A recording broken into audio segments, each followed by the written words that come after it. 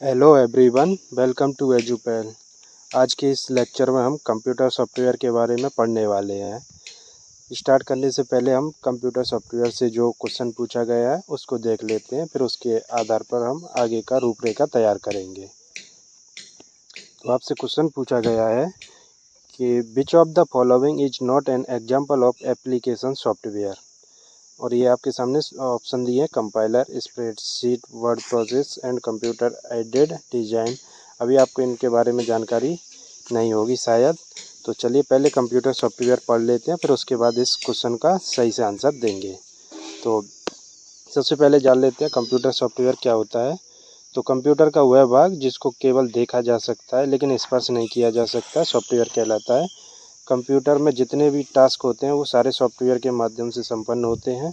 ये प्रोग्राम और क्रियाओं का समूह होता है जो कंप्यूटर सिस्टम के हार्डवेयर के बीच सामान्य समन्वय स्थापित करता है। और कंप्यूटर सॉफ्टवेयर के दो टाइप होते हैं: सिस्टम सॉफ्टवेयर एंड आपका एप्लीकेशन सॉफ्टवेयर। चलिए वन बाय वन इनको कंप्लीट देखते हैं। तो types of software: system software and application software. System software के तीन भाग होते हैं आपके: utility software, operating software and language translate software.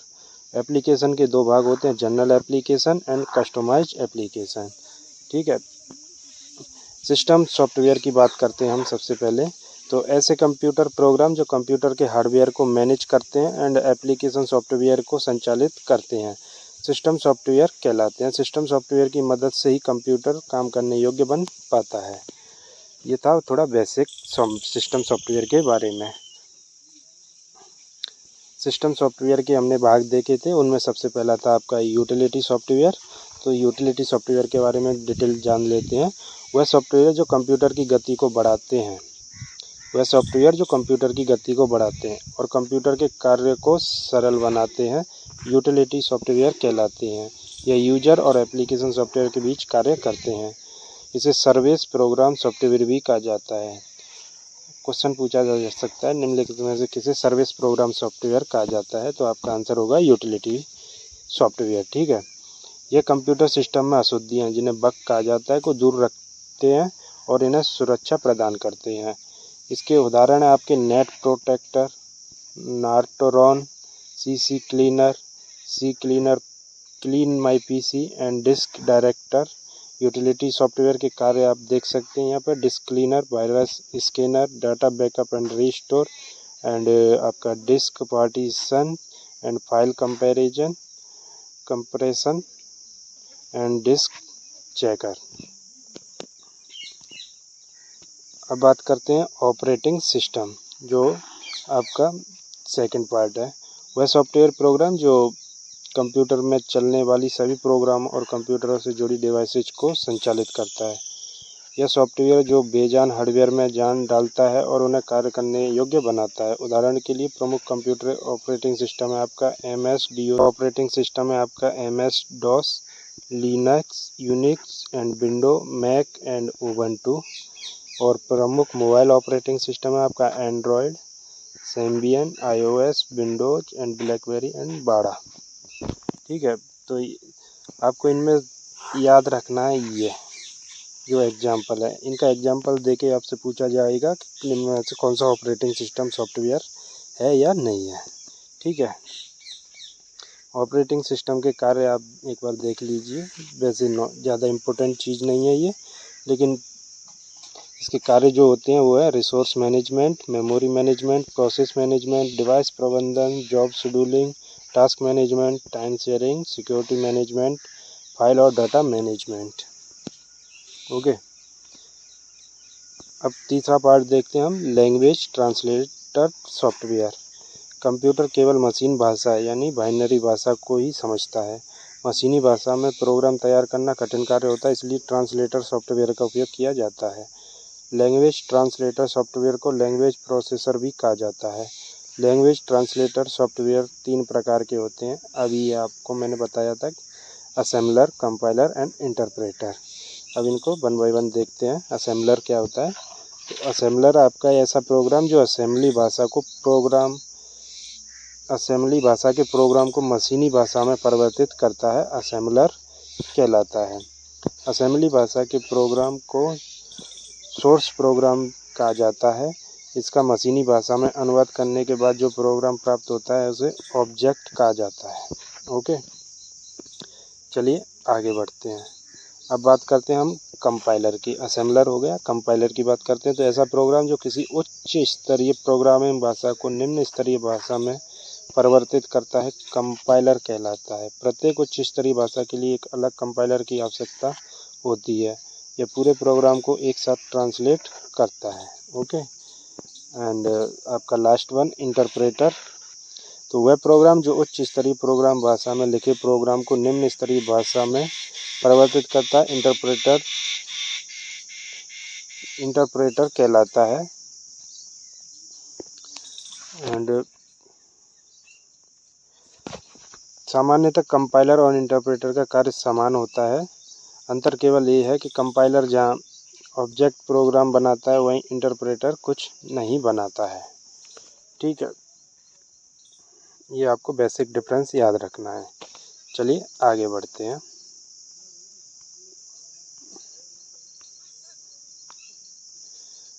अब बात कर लेते हैं हम अपना सिस्टम सॉफ्टवेयर कंप्लीट हुआ। अब बात करते हैं हम अपना एप्लीकेशन सॉफ्टवेयर के बारे में। ओके, तो प्रोग्रामों के ऐसे समूह जो यूजर की आवश्यकताओं के अनुसार बनाए जाते हैं एप्लीकेशन सॉफ्टवेयर कहलाते हैं।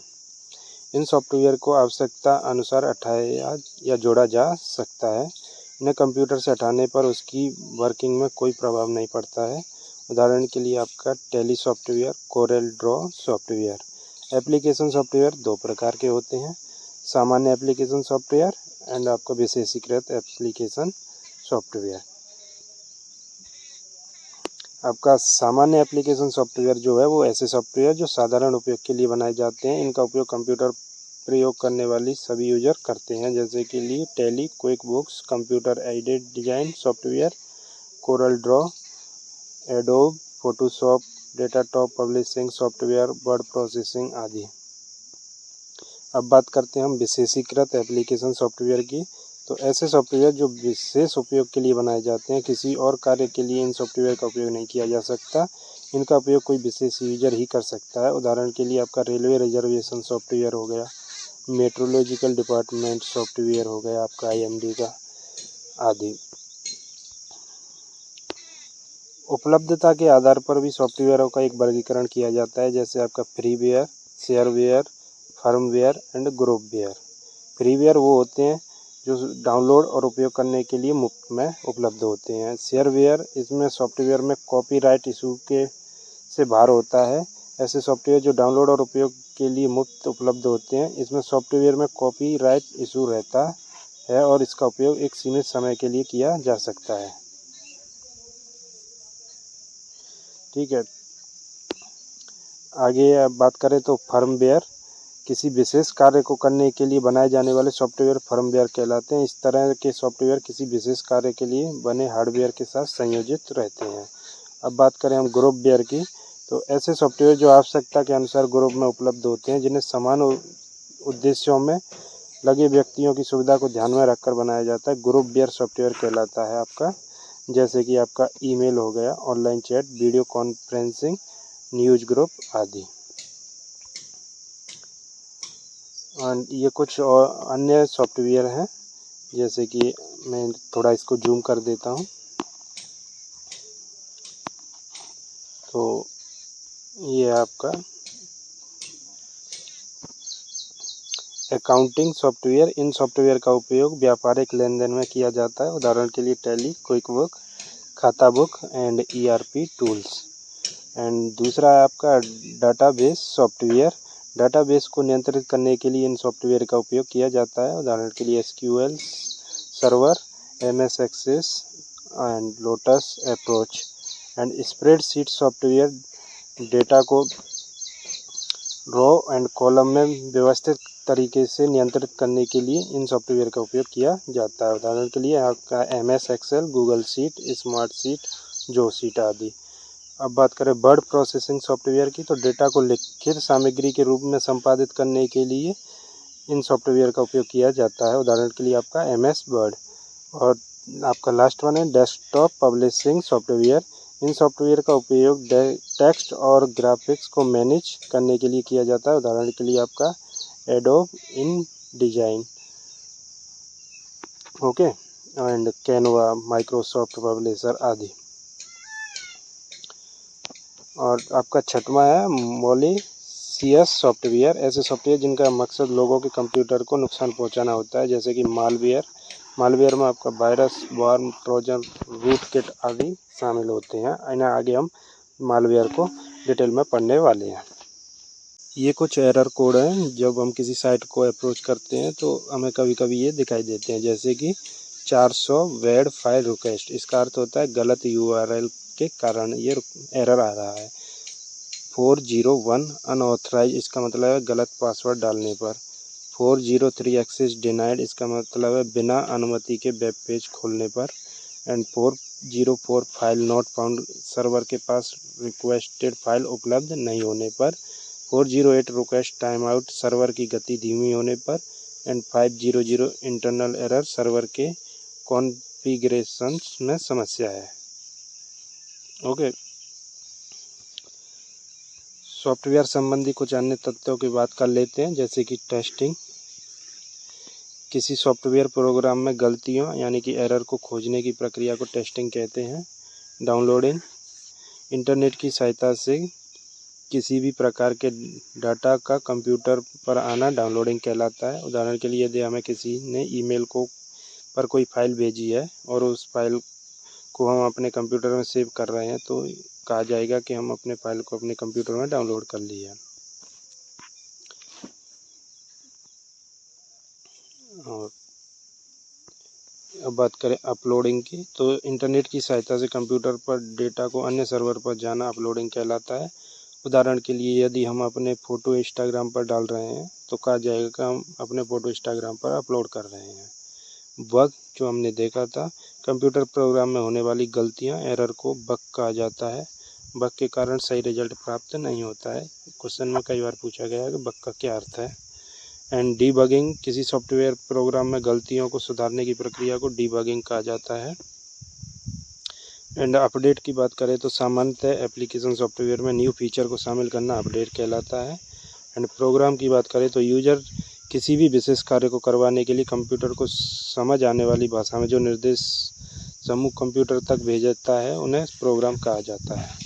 ओके, ये कुछ तथ्य थे सॉफ्टवेयर के बारे में जो आपको पता होना चाहिए। एंड ये क्वेश्चन है, Android is a mobile operating system and developed by, ये किस कंपनी के द्वारा बनाया गया? इसका आंसर आप लोग मेरे को कमेंट में बताएंगे। और ये प्रमुख मोबाइल ऑपरेटिंग सिस्टम है जो हमने आगे भी देखे थे। Android OS, iOS, BlackBerry, MeeGo OS, Bada OS, Symbian OS, Window OS, अली OS and Tizen OS। Okay, and ये कुछ आपके PC सॉफ्टवेयर हैं, जैसे कि आपका MS-DOS। ये आपको सिर्फ इनके नाम याद रखने हैं कि कौन सा सिस्टम ऑपरेटिंग सिस्टम है। तो ये आपका MS-DOS, Unix and Window and Mac OS and आपका Linux and Ubuntu and Android, Chrome.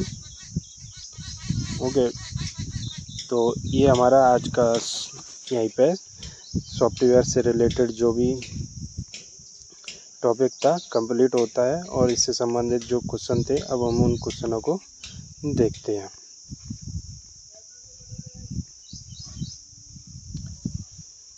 And question ये था कि which of the following is not an example of application software. तो एप्लीकेशन सॉफ्टवेयर का एग्जाम्पल जो है आपका ये कंपाइलर नहीं है, क्योंकि ये जो है ये सिस्टम सॉफ्टवेयर के अंतर्गत आपका जो लैंग्वेज ट्रांसलेट वाले सॉफ्टवेयर जो थे उसके अंदर पढ़ा था हमने। तो ये इसका मतलब एग्जांपल नहीं है। Spreadsheet, word processor and computer aided design, ये आपने एप्लीकेशन सॉफ्टवेयर के रूप में पढ़े थे। तो इस तरह क्वेश्चन पूछे जाते हैं, सिंपल क्वेश्चन होते हैं, बस जस्ट आपको एग्जाम्पलों को याद रखना है सॉफ्टवेयर के बारे में, और ज़्यादा डिटेल की ज़रूरत नहीं है। तो आज की वीडियो में इतना ही। मिलते हैं अगली वीडियो में अगले टॉपिक के साथ। तब तक के लिए धन्यवाद। Thank you for watching.